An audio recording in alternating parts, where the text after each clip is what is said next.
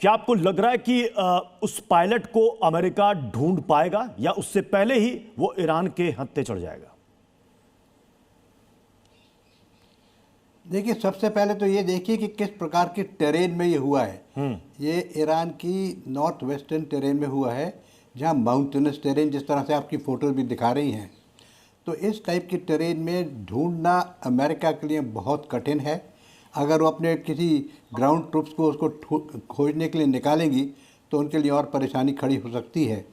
मैं मानता हूँ कि इस टाइप की टेरेन में ढूंढने के लिए केवल लोकल पॉपुलेशन कामयाब हो सकेगी।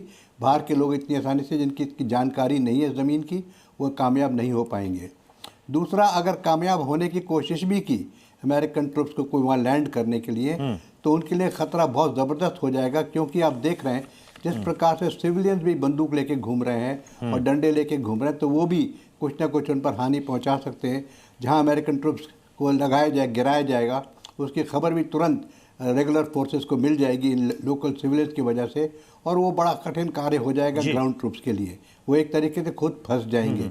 तो एक ज़रूरी बात जिसके साथ बताना चाह रहा हूँ आपको, वो ये है कि कल तो ट्रंप साहब कह रहे थे कि रडार्स वगैरह सब खत्म हो चुके हैं। मुझे ये लग रहा है अब एट द मैक्रो लेवल कि जो अमेरिका के ओहदेदार हैं, heads of intelligence, heads of various other organisations, वो प्रेसिडेंट ट्रंप को शायद सही खबर नहीं दे रहे हैं।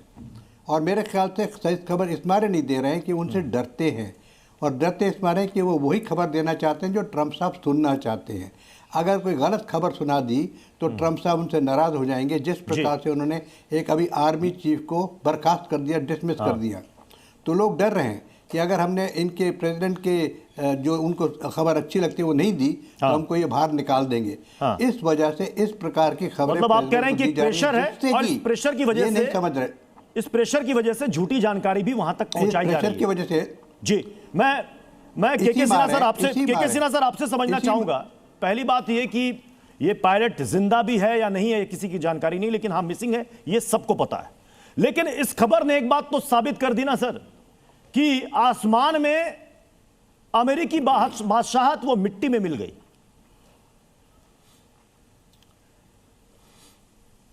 जय हिंद प्रत्युष, आपके सभी दर्शकों को और हमारे को पैनलिस्ट को। देखिए, उनकी साख तो मिट्टी में मिल ही रही है। जिस तरह से रिटेलिएशन हुआ है, एक अंडरडॉग ये मानता है अमेरिका, जैसे डोनाल्ड ट्रंप साहब कहते हैं, आपने सुना ही होगा, 2 अप्रैल को उन्होंने बोला कि उन्होंने पूरी उनके एयरफोर्स को, उनके कंप्लीट नेवल एसेट्स को, ग्राउंड फोर्सेस को 75% तबाह कर दिए हैं, और नेक्स्ट 2 to 3 वीक्स उनको पाषाण युग में ले जाएंगे, स्टोन एज में ले जाएंगे। ऐसा भयंकर होगा। देखिए, आज के दिन तो हो चुका है ना, तकरीबन 30 दिनों से आपका स्टेट ऑफ हार्मोस बंद है। वो कहते थे 24 घंटे के 48 आवर्स, 5 दिन, 10 दिन, और अभी वो कहते हैं 2 से 3 वीक और चलेगा। देखिए, हुआ क्या है, ये यदि आप पूरे देखें जो एसेट्स, और ये कोई फेक न्यूज़ तो है नहीं, 4 F-35E, एक जो अभी आप बता रहे हैं वो, और वो कहाँ है, जैग्रोस माउंटेन है, वो माउंटेन रेंजेस हैं। 1500 किलोमीटर की ये यदि आप आबादान लेंगे, जो कि नॉर्थ वेस्ट में शंकर अभी बता रहे थे, उनसे लेकर के आप चाहबार तक ये इतना पड़ता है। ये जॉग्रस माउंटेन है, और माउंटेन का आपने दिखाया ज़मीनी हालात क्या है बुसरैर के जगह में, और ये खुजिस्तान का इलाका है जहाँ हुआ है। तो उन्होंने इसके अलावा वहाँ पर 2 ब्लैक हॉक हेलीकॉप्टर्स भेजे थे, जिससे से उन्होंने एक रेस्क्यू की है। उसमें से 2 तो वो भी गया है, ये खबर शायद आपने नहीं बताई है। ये हुआ है। 3 MQ-9 भी इसी दौरान निकला है इनका। इसके अलावा एक A-10 दो थंडरबोल्ट, ये थंडरबोल्ट 18 आए हैं यहाँ पर। ये 50s के एयरक्राफ्ट हैं, और ये स्लो मूविंग, इनको बोला जाता है एंटी आर्मर में यूज़ होता है। इनके अंदर में वो भी एक गिरा है, और वो गिरा है हार्मोस के पास में।